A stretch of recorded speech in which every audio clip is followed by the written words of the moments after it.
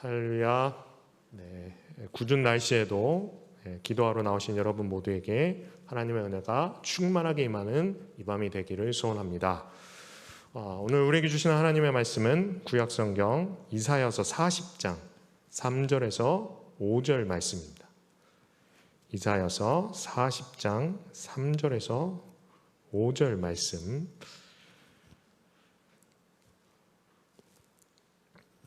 우리 한 목소리로 함께 읽을까요? 외치는 자의 소리여 이르되 너희는 광야에서 여호와의 길을 예비하라. 사막에서 우리 하나님의 대로를 평탄하게 하라. 골짜기마다 도두어지며 산마다 언덕마다 낮아지며 고르지 아니한 곳이 평탄하게 되며 험한 곳이 평지가 될 것이요 여호와의 영광이 나타나고 모든 육체가 그것을 함께 보리라. 이는 여호와의 입이 말씀하셨느니라. 아멘. 기도하러 나오신 여러분을 보시면서 우리 하나님의 마음이 얼마나 기쁘실지 한번 생각해 보셨으면 좋겠습니다. 세상을 바꾸는 것은 돈 많은 사람들, 또 똑똑한 사람들이 아니고 이렇게 기도하는 사람인 줄로 믿습니다. 우리 모두가 각자 가지고 있는 기도 제목들이 있으시죠? 또 우리 교회가 교회적으로 가지고 있는 기도 제목들도 있고, 또 우리가 국가적으로 해결해야 될 난제들도 많습니다. 근데 정말 기도하지 않으면 불안해서 살 수가 없습니다. 여러분이 오늘 이 밤에 기도하시는 동안에 여러분의 마음에 상처도가 치료가 되시고, 또 부서진 가정도 회복되시고, 어쩌면 진창에 빠진 여러분의 일도 어떤 활로가 뚫리고 그런 은혜가 넘치게, 기도하시는 가운데 넘치기를 소원합니다. 그런 영적인 체험들이, 어떤 기도의 불이 우리 교회에 있어서, 또 오늘 금요기도회처럼 이런 기도의 자리들이 가득 차기를 2023년 계속해서 기도하면서 우리의 기도의 자리들을 채워가시기를 소원합니다. 여러분, 기도는 우리에게 이렇게 영향을 미치는 모든 것들에 영향을 미칩니다. 그러므로 우리가 기도하면 영적인 운명이 바뀐다고 하죠. 자신의 운명을 바꾸자고 하신다면 기도해야만 합니다. 작심삼일이라고 새해 시작하자마자 원래는 기도해야지 해놓고 하지 마시고 끝까지 기도를 하셨으면 좋겠습니다. 죽을 사람도 기도를 통해서 살아나게 되고요, 또 실패할 사람도 성공하게 되고 망할 사람도 다시 일어나게 되는 것이 기도하기 때문에 그렇게 됩니다. 그래서 오늘 밤 이 함께 읽은 본문을 통해서 우리가 왜 기도해야 되는지 한번 더 깊이 알아보기를 원합니다. 자, 본문 3절 말씀을 다시 한번 함께 읽을까요? 함께 읽겠습니다. 외치는 자의 소리여 이르되 너희는 광야에서 여호와의 길을 예비하라. 사막에서 우리 하나님의 대로를 평탄하게 하라. 아멘. 자, 너희는 광야에서, 그러니까 사막에서 하나님의 길을 예비하라, 준비하라 라고 했습니다. 이 이사야의 예언이, 하나님이 이사야를 통해서 주신 예언이 700년 뒤에 세례 요한을 통해서 이루어지게 되죠. 세례 요한의 설교가 그야말로 광야에서 주님 오신 길을 예비하는 자의 외치는 소리였습니다. 너희는 광야에서 하나님의 길을 예비하라. 이 말이 좀 재미있지 않으십니까? 하필 왜 광야에서일까요? 하나님의 길은, 제 아내한테 자꾸 지적을 받는데, 저는 설교 때 자꾸 광야를 얘기한다고 그러는데, 그래도 제가 주시는 거니까 계속 말씀을 나누길 원하는데, 하나님의 길은 왜 항상 하필이면 광야를 타고 오는 것일까요?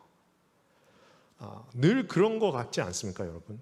하나님의 사람들이 하나님을 만난 곳이, 성경에서 이렇게 읽어보면 항상 광야예요. 푸른 초장이 아닙니다. 저 경치 좋은 아름다운 호숫가도 아니죠. 아무것도 기대할 것이 없는 황량하고 메마른 곳, 그러니까 물이 없고 외로운 그곳에서 하나님의 길이 온다라고 했습니다. 세례 요한이 사역을 시작하던 당시의 역사적인 정황을 보면 꼭 광야와 같습니다. 그러니까 그때 유대는 로마의 식민지였죠. 이렇게 우리가 일제 치하에 신음했던 것처럼 유대도 로마의 식민지로 신음하고 있었는데 그 밑에 유대 나라의 자치적인 왕들도 있었습니다. 특히 요한이 살던 지역을 다스리던 분봉왕 헤롯은 가장 포악하고 못된 왕으로 이름이 나 있습니다. 그러니까 로마 식민지로서 눈치 보는 것도 힘든데 지역에 못된 왕까지 있으니까 양쪽한테 등살에 시달려서 백성들이 정말 힘든, 그래서 정말 요즘처럼 정치인들을 보고 희망을 갖기가 힘든 그런 상황이었습니다. 눈을 돌려서 종교계를 봐도 마찬가지죠. 누가복음에 보니까 세례 요한의 때에 안나스와 가야바가 대제사장으로 있었다라고 했습니다. 원래 한 시대의 대제사장은 한 명만 있으면 되는데 두 명이나 있었습니다. 그러니까 안나스와 가야바는 이 관계가 어떠냐면 잘 아시다시피 장인과 사이사이였죠. 그러니까 한 사람은 은퇴했는데도 뒤에서 막강한 영향력을 행사하고 있어서 장인과 사이끼리 서로 이 종교적인 영향력을 잡기 위해서 암투가 심했습니다. 그러니까 정치적으로도 상황이 강야처럼 힘든데 이 종교적으로도 그 당시 상황이 너무나 힘들었던 것이죠. 그런데 하나님이 이 고통스러운 상황을 버리지 않으셨습니다. 겉으로 보기에는 하나님이 아무것도 안 하시고 계신 것 같죠. 구약의 말라기 선지자를 끝으로 400년 동안 하나님이 침묵하셨기 때문에 사람들은 하나님이 이 세상을 버린 줄 알았습니다. 아무 일도 안 하신 줄 알았습니다. 그러나 하나님은 세상을 버리지 않으셨습니다. 오히려 더욱 열심히 일하고 계셨고 보이지 않는 곳에서 인류의 역사상 최고의 선물을 준비하고 계셨습니다. 독생자 예수 그리스도를 세상에 보내실 준비를 하고 계셨고 예수 그리스도의 오실 길을 예비하기 위해서 이 세례 요한 같은 사람을 먼저 보내셨던 것이죠. 여러분, 세상에 아무리 주인 없는 것처럼 혼란 속에 돌아가는 것 같아도 하나님은 역사의 주관자이십니다. 하나님은 그냥 가만히 계신 것이 아닙니다. 반드시 우리가 모르는 어떤 영역에서 보이지 않는 그 세계 속에서, 보이지 않는 무대 속에서 하나님은 끊임없이 움직이고 계십니다.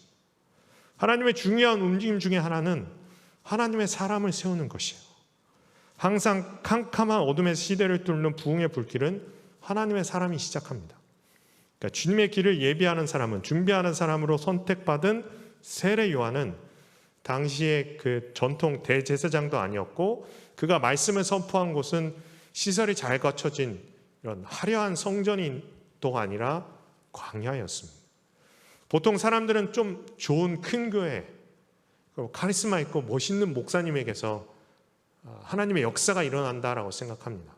그러나 그것과는 전혀 거리가 먼 세례 요한 같은 사람을 통해서 광야에서 하나님의 오실 길을 예배하게 하십니다.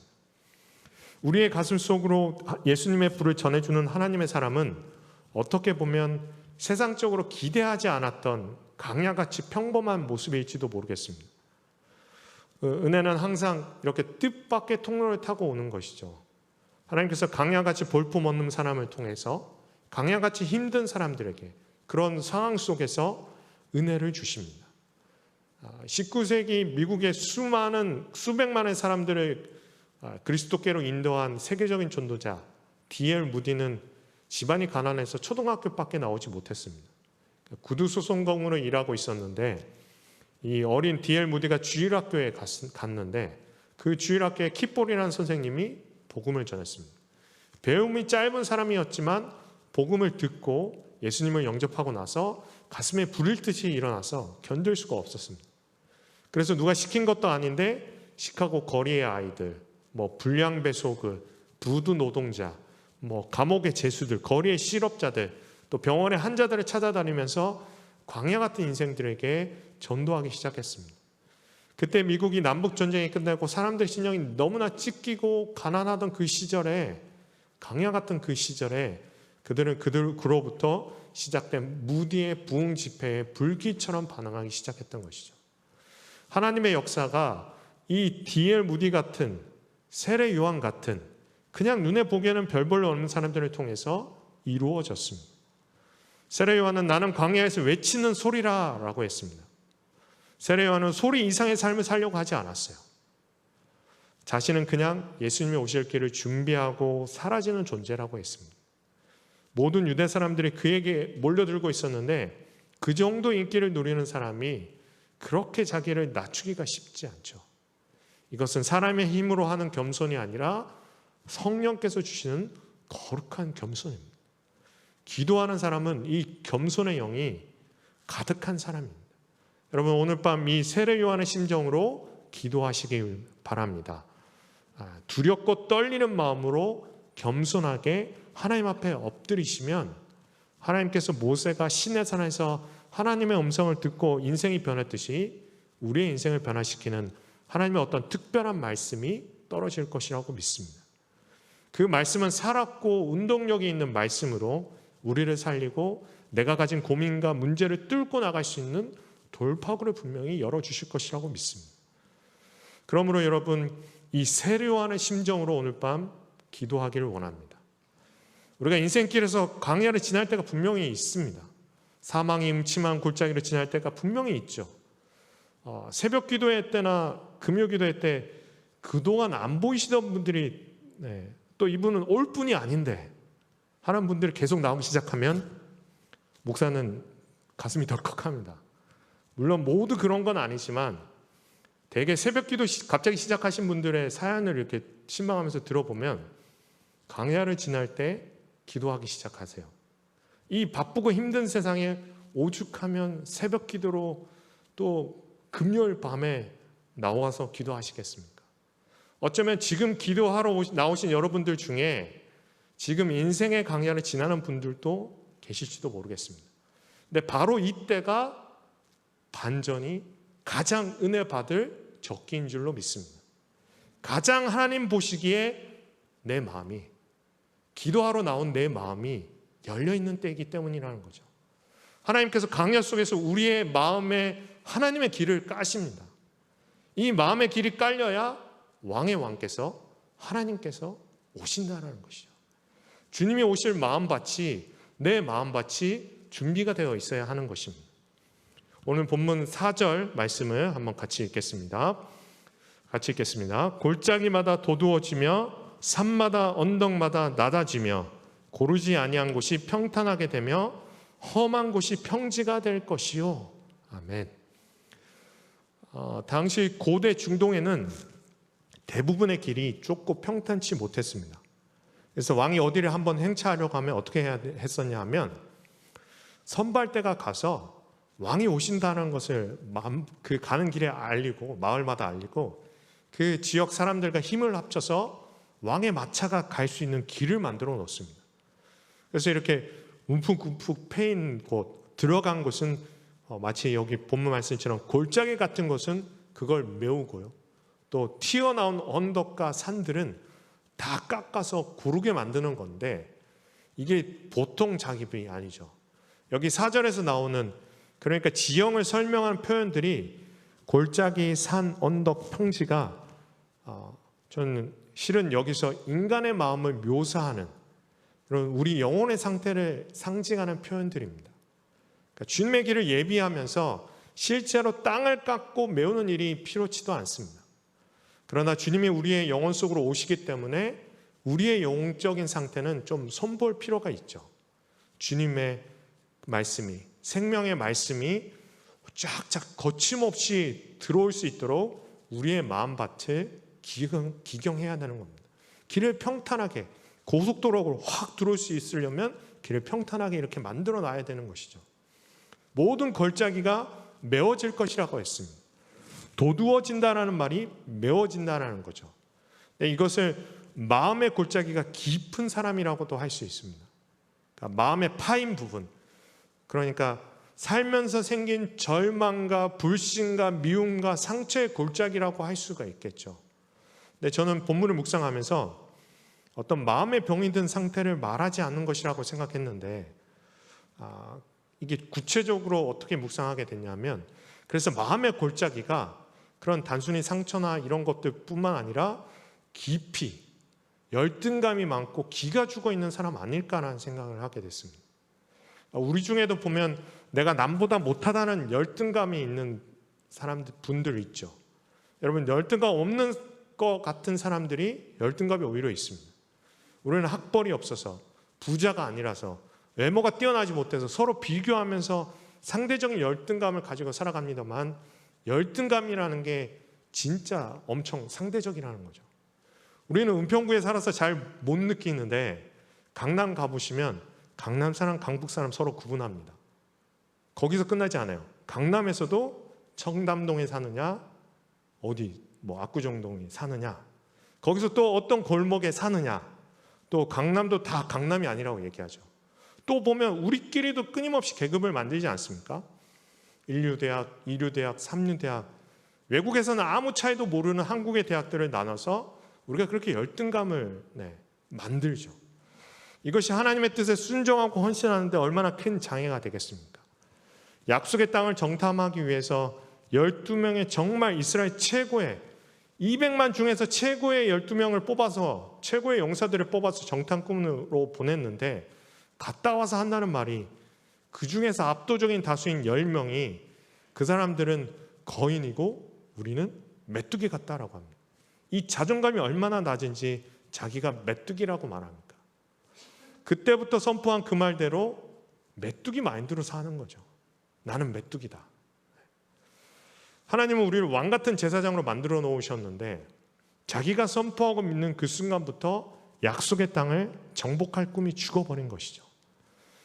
40년 동안 그 꿈을 죽인 건 하나님이 아니라 그들의 열등감이었음을 기억하십시오.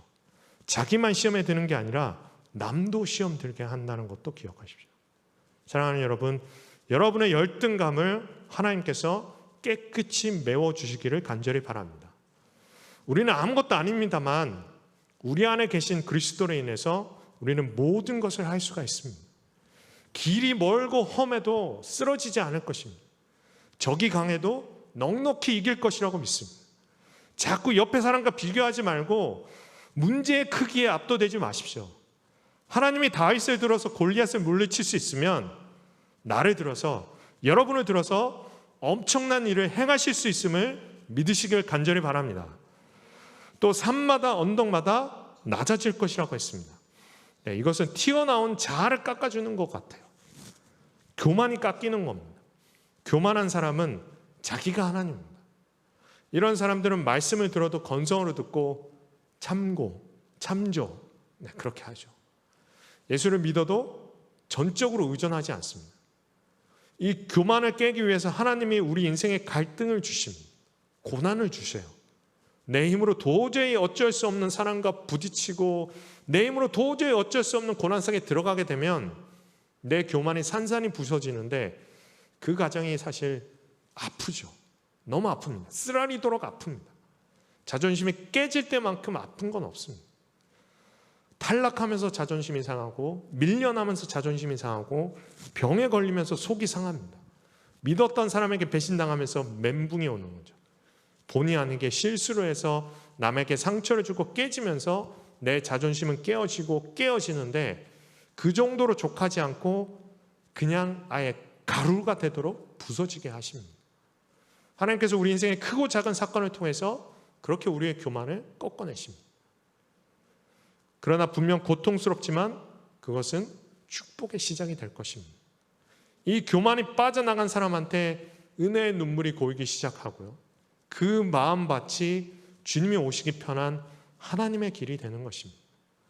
또 고르지 아니한 평탄하게 되며 험한 곳이 평지가 될 것이라고 했습니다. 내 마음속의 병이 열등감과 교만만 있는 게 아닙니다. 마음이 항상 비틀려 있는 사람이 있죠. 냉소적이고 부정적이고 예민하고 과거에 어떤 상처가 많았던 사람들이 다 치유가 된다라고, 평지가 된다라고 말씀하십니다. 질투심과 음란과 미움과 욕심으로 우리 마음밭이 그냥 울퉁불퉁 다 튀어나와 있는데 하나님께서 이런 부산한 마음들을 지금도 여기 앉아서 세상 근심과 유혹과 걱정을 다하고 있는 우리의 그런 울퉁불퉁한 마음들을 하나님이 깨끗이 정리하시는 겁니다. 그러면 우리가 마음밭이 정말 왕의 왕이 오실 수 있는 하나님의 길이 되는 것이죠. 영혼이 건강하지 않으면 은혜를 제대로 흡수할 수가 없습니다. 영혼이 건강하지 않으면 성령의 불을 제대로 끌어당길 수가 없습니다. 그래서 영혼이 깨끗하게 정리가 되어서 내 마음의 길이 열리지 않으면 예수의 은혜가 강력하게 힘차게 우리 안에 들어올 수가 흘러들 수가 없는 것입니다. 그러므로 여러분의 마음밭을 기경하시기를 바랍니다. 세례 요한이 그 일을 맡은 겁니다. 세례 요한의 뒤로 왕의 왕이 오십니다. 예수님의 큰 은혜가 파도처럼 밀려오고 있는데 이 은혜를 막기 위해서 우리의 마음밭이 준비되어야 할 것입니다.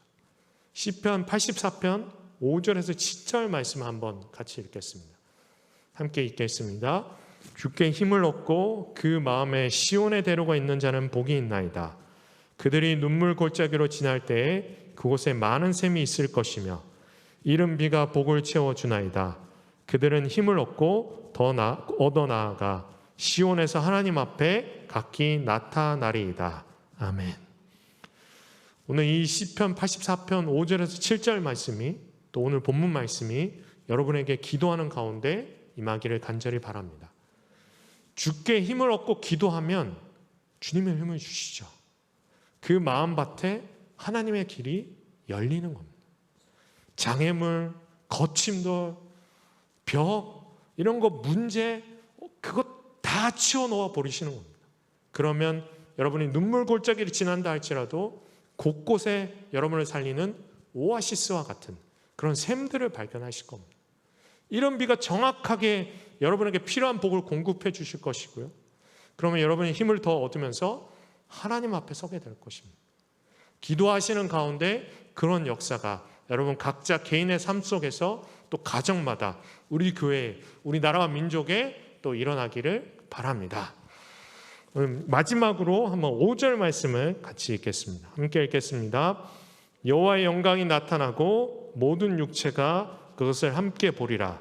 이는 여호와의 입이 말씀하셨느니라. 아멘.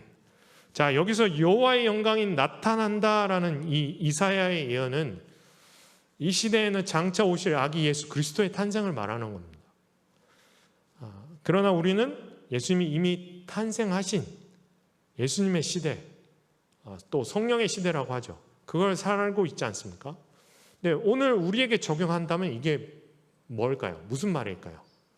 오실 여호와의 영광이 무엇이겠습니까? 이거는 우리에게 몰려올 부흥의 물결이라는 거죠. 예수님의 영광이 폭발하는 것입니다. 기독교 역사 2000년 동안에 보면 어떤 시대, 어떤 민족에게, 어떤 교회에, 어떤 사람을 통해서 하나님의 엄청난 부흥이 부어지는 때가 있습니다. 영적 대각성 시대에는 교회만 변화하는 것이 아니라 그 도시 전체가 변해버리는 엄청난 부흥의 역사가 있는데 그 역사가 있기 전에는 반드시 하나님의 백성들의 엄청난 기도로 준비하는 게 있었습니다. 기독교사에서, 교회사에서 가장 위대한 부흥 중에 하나라고 일컬어지는 20세기 초에 그 영국의 웨일즈 지방의 부흥 운동이 있었습니다. 단 3년 만에 100만 명에 가까운 사람들이 그리스도를 영접한 너무나 엄청난 부흥이었는데 그 부흥이 있기 전에 수많은 사람들이 동네 지역마다 모여서 중보 기도를 했다라고 합니다. 우리나라 역사에도 있습니다. 1907년 평양 대부흥 운동, 모여서 기도한 것에서부터 이 회개 기도한 것에서부터 시작됐습니다. 그 기도의 길을 타고 하나님의 부흥이 폭발하는 거예요. 교회의 역사, 선교의 역사를 볼 때도 기도 준비 없이는 하나님의 강력한 이 부흥의 임재가 결코 일어나지 않습니다. 하나님께서 놀라운 하나님의 역사를 보이고자 하실 때는 먼저 하나님의 백성들을 기도의 자리로 불러 모아서 무릎 꿇게 하십니다. 성령의 음성을 들을 수 있는 하나님의 자녀들의 마음속에 어떤 깊은 영적인 목마름을 주시는 거죠. 그리고 그들이 함께 하나님께 부르짖어 기도하면 하늘 문이 열리고 하나님이 임재하시는 겁니다. 은혜의 빗줄기가 그때부터 쏟아지기 시작하는 겁니다. 그 은혜의 빗줄기에 심령을 적신 사람들이 부흥의 도화선이 되는 것이죠. 또한 그걸 믿습니다. 합심해서 드리는 우리들의 기도가 부흥의 길을 준비할 것입니다. 사람들이 부흥을 좀 착각을 합니다. 이 부흥이라는 건 단순히 교인 숫자가 많아져서 큰 교회를 만들자는 게 아닙니다. 부흥을 영어로 리바이벌이라고 하는데 이걸 직역하면 to live again, 영이 다시 살아나는 것을 의미하는 겁니다. 숨을 쉬고 있는데 생명력이 없는 크리스천들이 이 땅에 너무 많지 않습니까? 우리는 하나님의 생기를 받은 하나님의 백성들, 하나님의 자녀들인데 죽어 있다라는 말이죠. 그런데 이 부흥의 불길이 임하면 사람들의 영이 다시 살아나기 시작하는 겁니다. 주님을 처음 영접할 때 그 첫사랑의 감격이 다시 회복되는 것이 부흥입니다. 이 부흥이 열리면 하나님의 영광의 임재가 숨막히도록 강렬한 임재가 교회 곳곳에서도 느껴지게 됩니다. 시키지 않아도 자신의 죄를 자복하는 회개의 눈물이 터지는 것이죠. 성령이 불처럼 바람처럼 정말 임합니다. 그때 우리의 육체의 병과 마음의 병도 치유가 되고 회복되는 건 그건 기본입니다. 의무감으로 교회에 나와서 형식적으로 예배드리는 사람들, 마지못해서 일하던 그런 어떤 종교적인 매너리즘을 산산히 깨어버리는 것이 부흥의 불길입니다. 하나님을 사랑하는 마음이 뜨거워지고 형제를 사랑하는 마음이 불같이 뜨거워지면서 예배가 바뀌게 되고 사역의 자세가 바뀌게 됩니다. 감사가 솟아나고 기쁨과 열정이 솟아납니다. 그리고 그 부흥이 교회 안에서만 머무는 것이 아니라 진짜 부흥은 이것이 가정으로 가서 가정을 변화시키고 또 세상으로 흘러 들어가서 세상을 변화시킵니다. 우리에게 그런 부흥의 역사가 있다라고 제가 말씀드렸습니다. 1907년 평양 장대영 교회에서 시작된 부흥은 일제치하 나라가 넘어가기 전에 삼천리 곳곳에서 그 불길이 번지는, 일제는 우리나라 곳곳에 사창가를 세우고 양주정을 세워서 우리 민족의 도덕성과 정신을 흩어뜨리려고 했지만 교회에서 시작된 부흥이 금주운동을 일으키고요. 또 남자들로 하여금 음란한 곳으로 가는 것을 막게 하고 도박을 끊어내면서 또 학교를 세우고 깨끗한 가정과 학교와 사회를 만드는 그 놀라운 하나님의 반격이 있었습니다. 이런 놀라운 구원과 역사가 역사 속에서만 기록된 것이 아니라 교회에서 시작된 부흥이 가서 가정을 변화시키고 사회를 변화시키는 살아있는 부흥이 된 것입니다. 이 놀라운 부흥이 지금 우리가 살아가고 있는 이 21세기 대한민국 서울에도 필요하지 않겠습니까? 이 민족에게 필요하지 않겠습니까? 여러분, 놀라운 부흥의 역사가 우리에게 분명히 있습니다. 그 부흥의 열매를 먹고 한국교회가 부흥했던 것이고 여러분들이 부흥해서 교회를 지금까지 올려놓으셨던 것이죠. 그런데 우리는 그 믿음의 선배들의 불같은 기도를 잃어버리지 않았습니까? 하얀 눈을 뒤집어 쓰면서 겨울산에 올라가서 나라를 위해 기도하던 그 영적인 힘, 기회, 야성, 이런 게 지금 다 사라져버리지 않았습니까? 단순히 기도하는 것에만 그치지 않고 이 지역을 바꿨고 나라와 민족을 변화시켰던 그 믿음의 선배들의 부흥의 역사로 우리도 또한 연결되어야 되지 않겠습니까? 여러분, 오늘 밤 또 앞으로도 계속 기도하실 때 교회를 위해서 교회의 부흥을 위해서 기도하신다면 기도로 준비하셨으면 좋겠습니다. 이 기도의 자리들이 가득가득 채워질 수 있도록, 또 내 가정의 변화를 원하신다면 내가 먼저 기도로 무릎 꿇으시면서 내 가정이 변화되기를 부르짖으면서 기도하시길 바랍니다. 오늘 이 부흥의 역사로 여러분 모두가 연결되기를 주님의 이름으로 축원합니다.